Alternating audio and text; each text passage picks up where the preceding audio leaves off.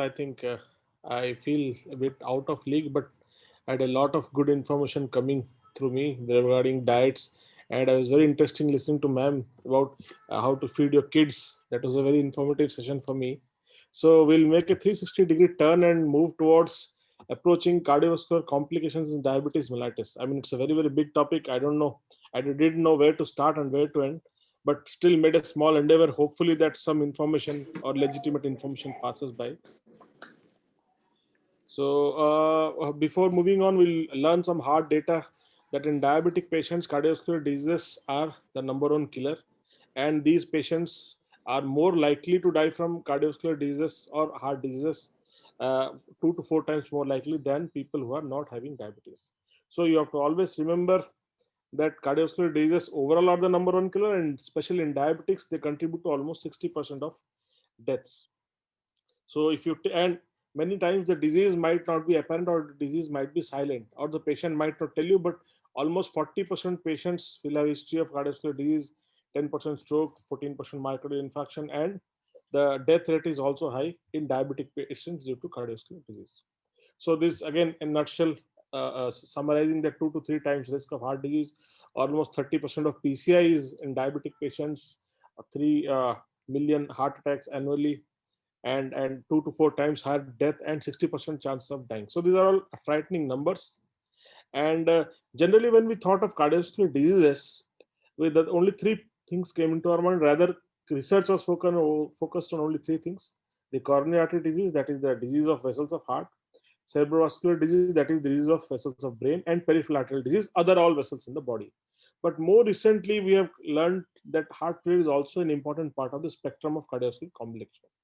But and this is a diagram summing up all the cardiovascular risks. Again, four important features: coronary artery disease, heart failure, peripheral artery disease, and stroke. Heart failure, previously we did not recognize it, but it's also common in almost 25% cases. Peripheral artery disease is also very common, but generally it remains undiagnosed. And many people think that, or many research says that diabetes is equivalent to myocardial infarction. Why this is so? If you look at these two interesting study of patients who are with diabetes and who are non-diabetics. So diabetics are on the right side and non-diabetics on the left side, and then they are segregated to two parts again when they had a myocardial infarction or they did not have a myocardial infarction.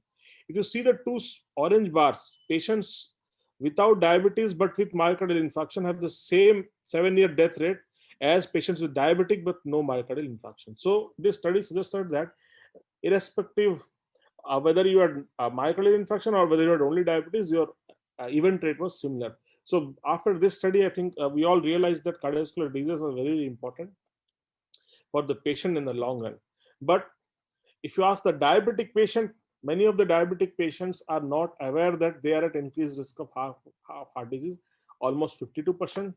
Many don't know that heart disease is the number one killer in diabetic patients. So the awareness among diabetic patients is very, very low. And similarly, the physicians, both the patient and the physician are only concerned about managing diabetes. That is the glucocentric approach. Whereas now we have realized that to tackle diabetes and the attendant CVD menace, you cannot look at a glucocentric approach. Rather, you need a holistic approach tackling all the aspects of diabetes. So this is a central illustration showing that various factors like smoking, obesity, poor diet, physical inactivity, dyslipidemia, environmental pollutants, metabolic dysfunction, and hypertension all ultimately lead to the cardiovascular burden in diabetes. Again, the same thing. So why people with diabetes are in increased risk? It is important to know that even when your glucose levels are under control, your heart risk continues, or heart disease or stroke risk continues, because they have other factors like high blood pressure. So you control the blood sugar, but you have not looked at the high blood pressure. Whereas high blood pressure is closely related to insulin resistance, and the CVD risk doubles. So they are all two brothers. Diabetes and hypertension go hand in hand. There's a very big overlap of diabetes and hypertension, and both diabetes and hypertension lead to kidney disease, peripheral vascular disease, stroke, microvascular complications. Similarly, abnormal cholesterol is found in almost 70% patients of diabetes. Now, diabetic patients have a peculiar type of, you can say, cholesterol level. They are high HDL, low LDL, and high triglycerides. In such a scenario, even if your LDL levels are normal, then also it's harmful, because the small in presence of diabetes, the LDL particles become very, very small.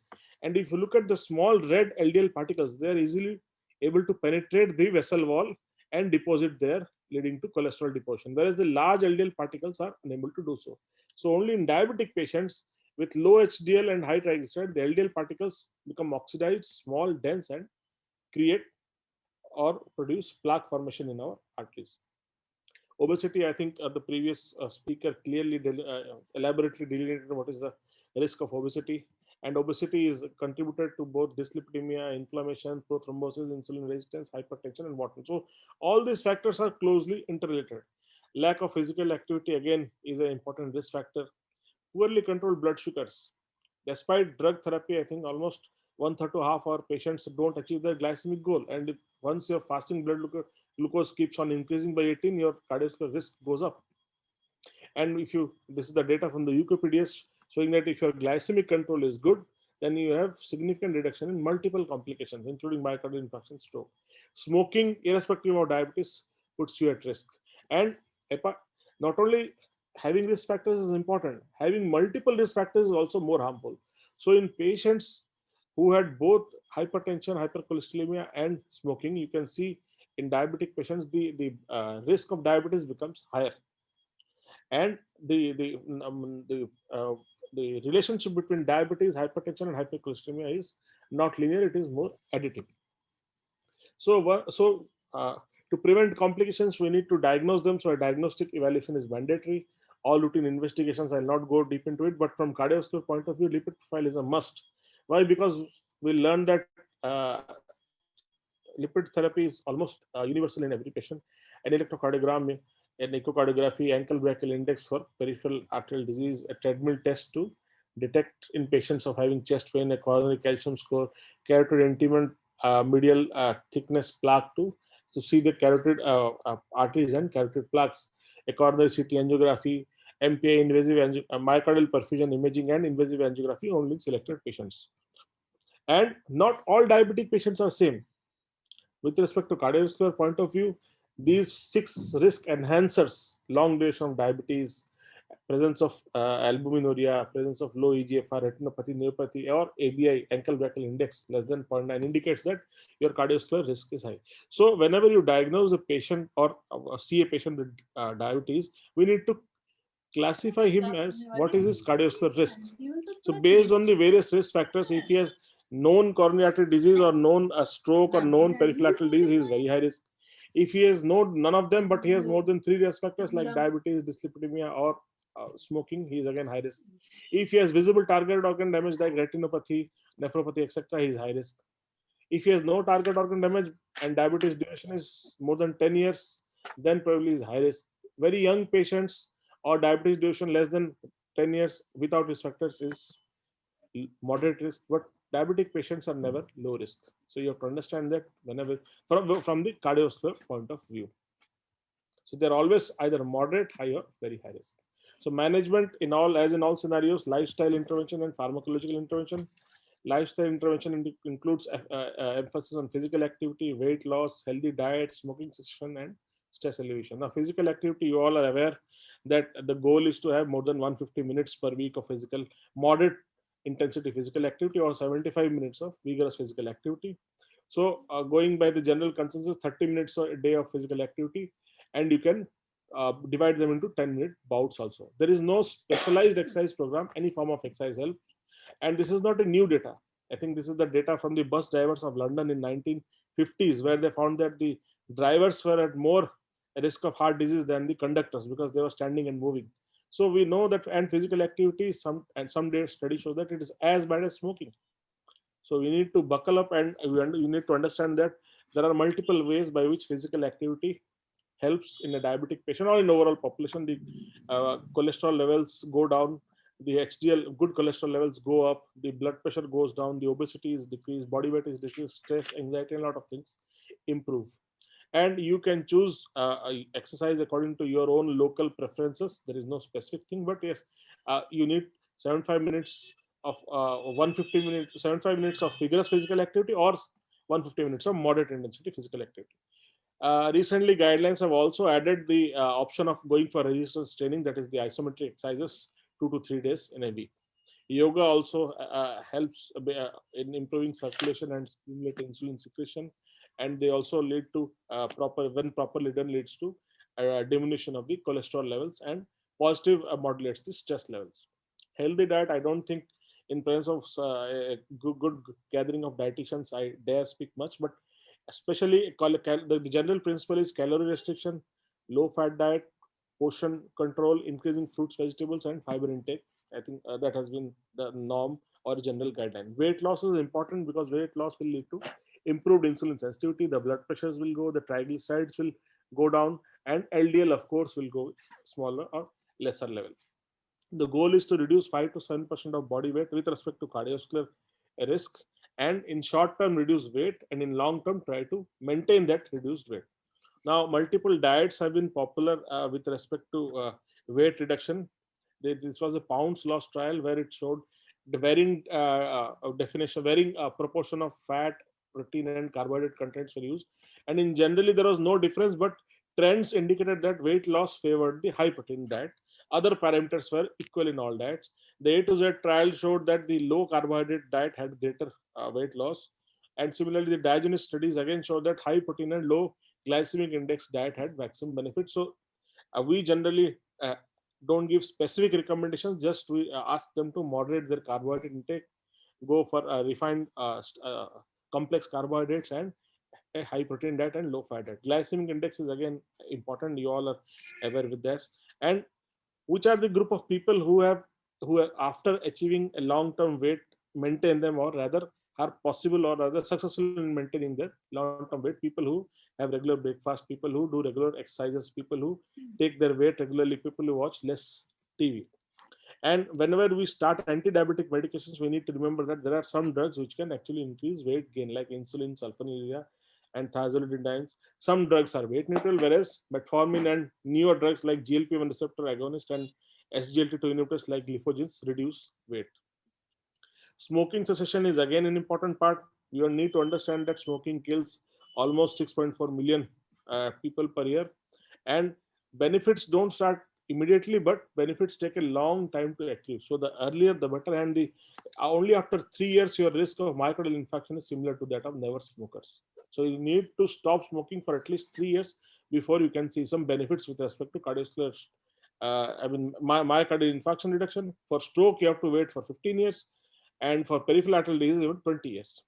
And approach to smoking, counseling is very, very important. We have now good number of drugs, nicotine replacement therapy. We have varenicline, we have bupropion, and there are smoking cessation clinics running in the pulmonary medicine department and the psychiatry department, and of course in practice also people are there. So there are now drugs available. You can prescribe them. You can counsel your patient, and you can ask them to help in quitting smoking. And lifestyle interventions can also prevent the progression of diabetes. This was the EU diabetes prevention program, where over a period of 3 years, in patients who were at risk of diabetes, they're still not diabetic, lifestyle intervention was better than metformin in preventing the onset of diabetes.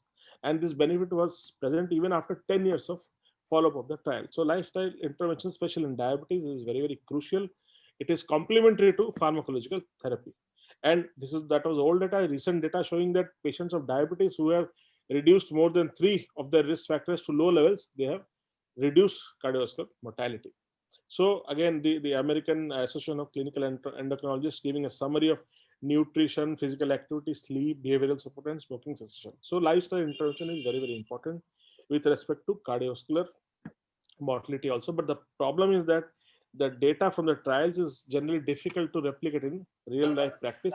Even in the UK prevention, the US prevention program, only 50 to 70% patients could achieve or sustain their weight loss or lifestyle benefits in long run.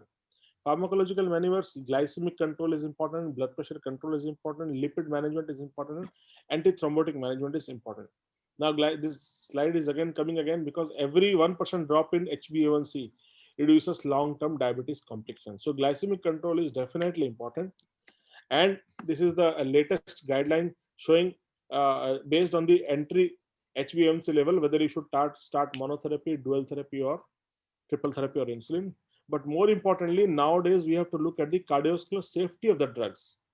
Now, there are some drugs like insulin or sulfonylureas or thiazolidine which can increase the risk of heart failure. So you have to be very cautious. Rather, we have two new group of drugs which reduce cardiovascular complications. I'll come to that. And intensive glycemic control. That means if you try to keep your HbA1c below 7 or below 6.5, there is no difference in mortality or stroke, but 14% reduction in MI is there. Of course, there is a controversy that elderly patients and people with complicated diabetes should not go for intensive glycemic control, but overall, younger patients, newer diagnosed diabetic patients get better benefits with intensive glycemic control. Now, two new diabetic drugs here deserve mention. These are SGLT2 inhibitors and GLP-1 receptor agonists. They have shown benefits over and above sugar control. So they were anti-diabetics, but now they have shown that they can reduce blood pressure, they provide renal protection, they provide heart failure reduction, and they provide also atherosclerotic outcomes leading to overall cardiovascular outcomes. They are not cardiovascular prevention drugs, but they were diabetic drugs, but additionally, they were giving cardiovascular protection. And SGLT2 inhibitors, being the oral one, deserve special mention because there are multiple effects leading to renal protection, heart failure protection, and cardiovascular disease protection. There are multiple benefits from SGLT2 inhibitors, and it seems like they are hitting at all the aspects of diabetes like a holistic approach. They are decreasing blood pressure, they are decreasing arterial stiffness, they are decreasing plasma volume, they are decreasing glucose, they are decreasing weight, they are decreasing inflammation. These drugs, and they are improving cardiac energetics. So again, SGLT2 works like a holistic approach in diabetes. Blood pressure control is very, very vital. Strict adherence to BP goals in diabetic patients is vital. And in younger patients, you can also go for a goal of 130/80. And every 10-minute BP reduction will give you 13% reduction in death, cardiovascular events, and 27% reduction in stroke. ACE inhibitors or RAS blockers are the first line agents. And if their BP is not controlled despite that, then you should go for addition of other drugs. More and more focus is now on starting a dual therapy upfront because from our experience, we've realized that almost half of our patients do not achieve BP goals on monotherapy. Ultimately, we have to switch them to combination therapy over a period of years. So now the concept is to start upfront with two different drugs or a combination pill as shown in this diagram. And if the patient is not combined, not controlled on do a dual therapy combination, then you can even go for a triple therapy combination so that the compliance is improved.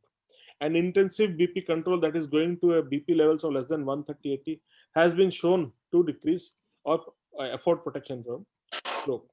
Dyslipidemia, as I said, that it's seen in 70% patients of diabetes. Now, based on your risk profile, your LDL goal will vary. So if you're at moderate risk, then probably your goal is less than 100. If you're high risk, your goal is less than LDL goal is less than 70. If you are very high risk, your LDL goal is less than 55. So as I said, none of your diabetic patients are generally low risk.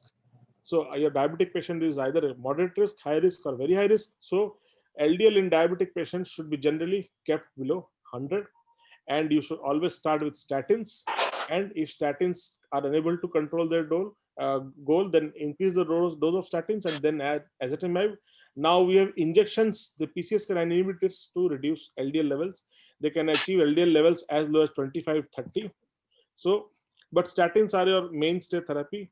I think we have a lot of experience for the past 25 years of using statins, and almost 40 milligram reduction of LDL will give 20% benefit in cardiovascular outcomes. That's the general rule.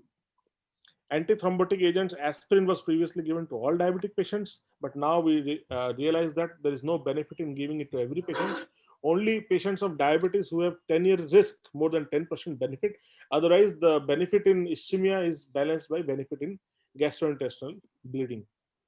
This was a Steno-2 study showing that multiple attempts. So in Steno-2 study, 80 patients of diabetes underwent multiple risk factor interventions. So both the glucose, lipid, blood pressure, all were aggressively controlled in one arm, and other arm only diabetes was controlled. And you can see that there was 20% absolute risk reduction over a period of 7.8 years. Various aspects of cardiovascular disease ले were लो भैया, अब तो 6 से ऊपर हो controlled. गया.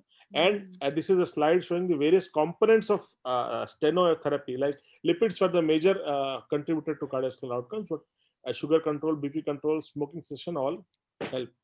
So the concept has now evolved from a glucocentric approach to a holistic approach where you are looking at all the aspects of diabetes, so sugar control, blood pressure control, hypertension control, smoking cessation, weight loss, healthy diet, Mm-hmm. physical activity. Every aspect is being looked at, and it's a team approach. You need a cardiologist, endocrinologist, nephrologist, physician, dietitian, diabetes educator, all have to work in team so that there is a good coordination and patient is benefited. And just again a summary showing that the ABCD approach for diabetes vascular protection: optimal glycemic control, BP control, cholesterol control, drug specific for the heart like SGLT2 inhibitors or GLP-1 receptor agonist or ACRBs, exercise and smoking cessation. So diabetic patients are at high risk of cardiovascular disease. Major risk factors for cardiovascular disease include obesity, निकाल लीजिए, फिर dyslipidemia, कई बार आप smoking, ढूंढते रहते हैं। hypertension, and physical inactivity. मैंने कहा कुछ सामान जो है Combination इसमें of risk पड़ा है, factors is स्टिक है और additive, एक और कुछ भी है। and the focus is now फिर वो to move ढूंढते away रहते from हैं the ना, निकाल के अलग glucocentric रखो। approach to a holistic approach, tackling all aspects of cardiovascular disease. Newer anti-diabetic drugs like SGLT2 inhibitors and GLP-1 receptor agonists afford potent cardiovascular and renal protection, work somewhat like a holistic approach, attacking both the sugar, cholesterol, inflammation, body weight, renal parameters, etc. Thank you.